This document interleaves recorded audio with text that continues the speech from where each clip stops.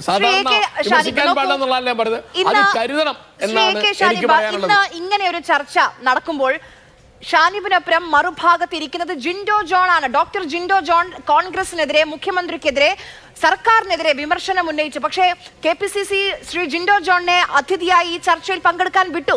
അത് ജനാധിപത്യമാണ്. ഈ കഴിഞ്ഞ 10 വർഷക്കാലം പിണറായി വിജയനെതിരെ SFIO DYFO എന്തെങ്കിലും ഈ രീതിയിൽ വിമർശനം ഉന്നയിച്ചിരുന്നോ? PM ശ്രീ അടക്കം നമ്മുടെ മുന്നിലുണ്ട്. ഉന്നയിച്ചെങ്കിൽ ഇതുപോലെ ഒരു ചർച്ചയിൽ പങ്കെടുക്കാൻ കഴിയുമായിരുന്നോ?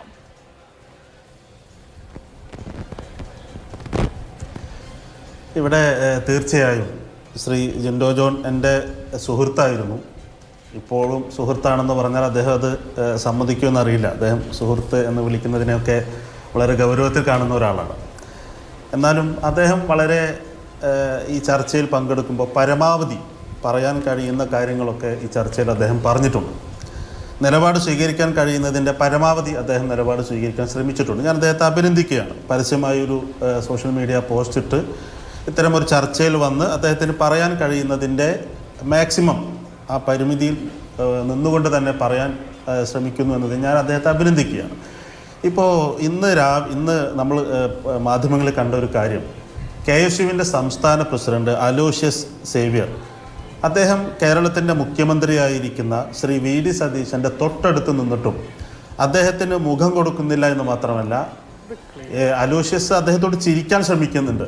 എന്നിട്ട് പോലും അതിനൊരു മറുപടിയായി പൂക്കിച്ചിരിയൊന്നും വേണ്ട, സാധാരണ മനുഷ്യന്മാർ ചിരിക്കുന്ന ഒരു ചിരിയെങ്കിലും കേരളത്തിൻ്റെ മുഖ്യമന്ത്രി ചിരിക്കുന്നത് കാണാൻ, അല്ലെങ്കിൽ ഒരു അഭിവാദ്യം ചെയ്യുന്നതെങ്കിലും കാണാൻ സാധിച്ചില്ല എന്നുള്ളതാണ്. ഇത് കേവലം ഏതെങ്കിലും ഒരു തരത്തിലുള്ള ശ്രീ VD സതീശൻ്റെ ശൈലിയുമായി ബന്ധപ്പെട്ട പ്രശ്നമോ അല്ലെങ്കിൽ അദ്ദേഹത്തിൻ്റെ ധാർഷ്ട്യവുമായി ബന്ധപ്പെട്ട ഒരു പ്രശ്നമേ അല്ല. ഏത് വിഷയത്തിലാണ് ശ്രീ അലോഷ്യസ് സേവ്യർ ഇവിടെ ആക്ഷേപം ഉന്നയിച്ചിട്ടുള്ളത്?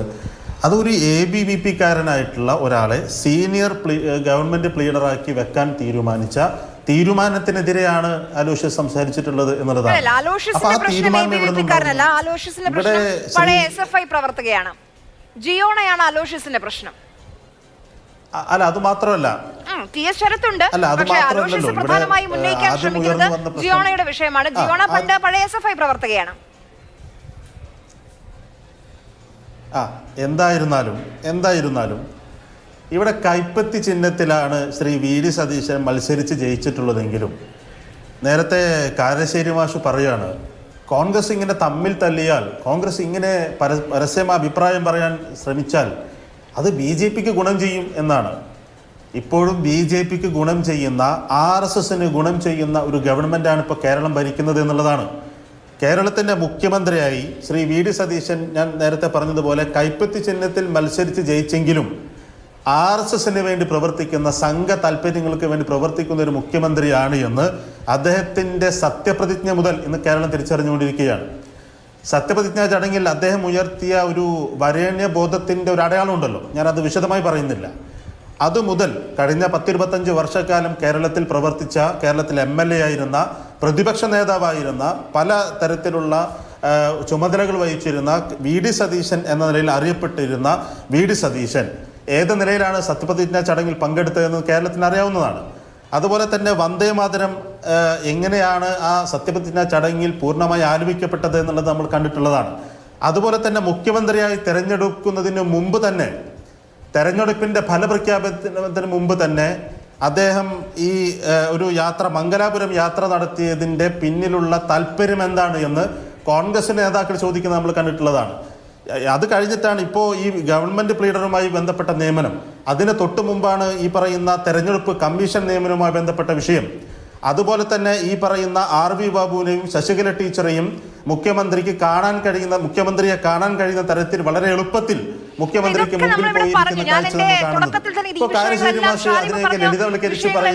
ഇവിടെ ഉന്നയിക്കപ്പെട്ടു. ഞാൻ ഷാനിബിനോട് ചോദ്യമല്ല, ഈ കഴിഞ്ഞ 10 വർഷക്കാലം ഇങ്ങനെ വിമർശിക്കാൻ, പിണറായി വിജയനെ വിമർശിക്കാൻ പാർട്ടിക്കാർക്ക് ആർക്കെങ്കിലും കഴിയുമായിരുന്നോ? വിമർശിച്ചിരുന്നെങ്കിൽ ആ വിമർശനം നടന്ന വൈകുന്നേരം ഒരു ചർച്ചയിൽ, ചാനൽ ചർച്ചയിൽ പങ്കെടുക്കാൻ കഴിയുമായിരുന്നോ ആ വ്യക്തിക്ക്?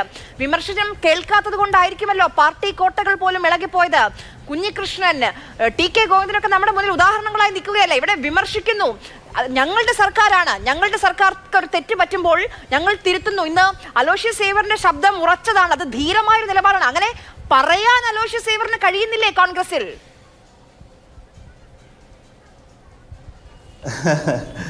അതായത് ഈ എല്ലാ കാര്യങ്ങളെയും നിങ്ങൾ വളരെ നിഷ്കളങ്കമായി ഇതിനെല്ലാം പോസിറ്റീവായി അവതരിപ്പിക്കാൻ ശ്രമിക്കുന്നു എന്നുള്ളതാണ്. CPM ഞാൻ നിങ്ങൾക്ക് അറിയാവുന്നതുപോലെ തന്നെ ഈ ചർച്ച കാണുന്ന നിങ്ങൾക്ക് എല്ലാവർക്കും കാണുന്നവർക്കും ഈ ചർച്ചയിൽ പങ്കെടുക്കുന്നവർക്കും അറിയാവുന്നതുപോലെ തന്നെ ഞാൻ ഒരുപാട് കാലം കോൺഗ്രസിൻ്റെ ഭാഗമായി പ്രവർത്തിക്കുകയും പിന്നീട് കോൺഗ്രസിൻ്റെ തെറ്റായ കാര്യങ്ങൾക്കെതിരെ ശക്തമായി പരസ്യമായി പത്രസമ്മേളനം വിളിച്ച് പറഞ്ഞതിൻ്റെ ഭാഗമായി ആ പാർട്ടിയിൽ നിന്ന് പുറത്താക്കപ്പെട്ട ഒരാളാണ് ഞാൻ. എന്നോട് തന്നെയാണ് ആര് ചോദിക്കുന്നത് ഈ പാർട്ടിയിൽ ഇതെല്ലാം പറയാനുള്ള അവസരമില്ലേ എന്ന്. ഞാൻ പത്രസമ്മേളനം നടത്തി മണിക്കൂറുകൾക്കുള്ളിൽ എന്നെ പാർട്ടിയിൽ നിന്ന് പുറത്താക്കിയതാണ്. ഞാൻ എന്തെങ്കിലും അഴിമതി നടത്തിയതിൻ്റെ പേരിലോ ഞാൻ ഏതെങ്കിലും തെറ്റായ തരത്തിൽ മറ്റേതെങ്കിലും തരത്തിൽ പ്രവർത്തിച്ചതിൻ്റെ പേരിലോ അല്ല.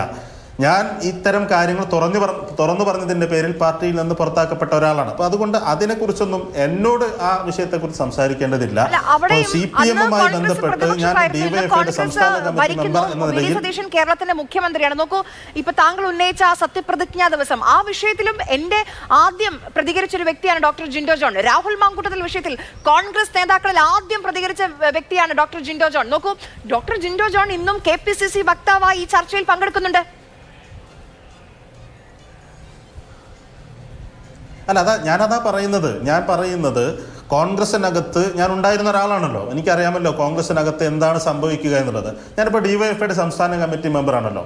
കഴിഞ്ഞ കുറേ ദിവസങ്ങളായി കേരളത്തിൽ എല്ലാ ജില്ലയിലും ഡിവൈഎഫ്ഐയുടെ ജില്ലാ സമ്മേളനങ്ങൾ നടന്നുകൊണ്ടിരിക്കുകയാണ്.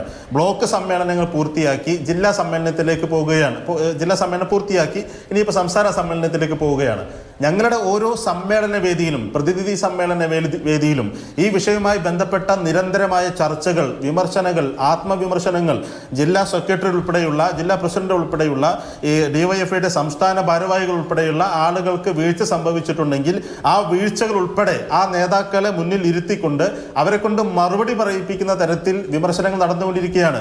നിങ്ങൾ കരുതുന്നത് പോലെ ഇതുപോലെ TV ചാനലിൽ വന്നു നിന്ന് ഈ കാര്യങ്ങൾ അഭിപ്രായമായി പറയണമെന്നോ വിമർശനങ്ങൾ ഉന്നയിക്കണോ എന്നില്ല. ഒരു ജനാധിപത്യ പാർട്ടി എന്ന നിലയിൽ ഉൾപാർട്ടി ജനാധിപത്യമുള്ള ജനാധിപത്യ സംവിധാനത്തിൽ പ്രവർത്തിക്കുന്ന എല്ലാ രാഷ്ട്രീയ പാർട്ടികളും വ്യത്യസ്തമായ രീതിയിലായിരിക്കും പ്രവർത്തിക്കുന്നത്. ഞങ്ങളെ സംബന്ധിച്ച് CPM പ്രവർത്തിക്കുന്നത്, ഇടതുപക്ഷ പ്രസ്ഥാനങ്ങൾ പ്രവർത്തിക്കുന്നത് പാർട്ടിക്കകത്ത് അഭിപ്രായങ്ങളും വിമർശനങ്ങളും ഉന്നയിച്ചുകൊണ്ട് മുന്നോട്ട് പോകുന്നു എന്നുള്ളതാണ്. എന്നാൽ കോൺഗ്രസിനകത്ത് മാധ്യമങ്ങൾ ഉപയോഗിച്ച് ഇത്തരത്തിലുള്ള വിമർശനങ്ങൾ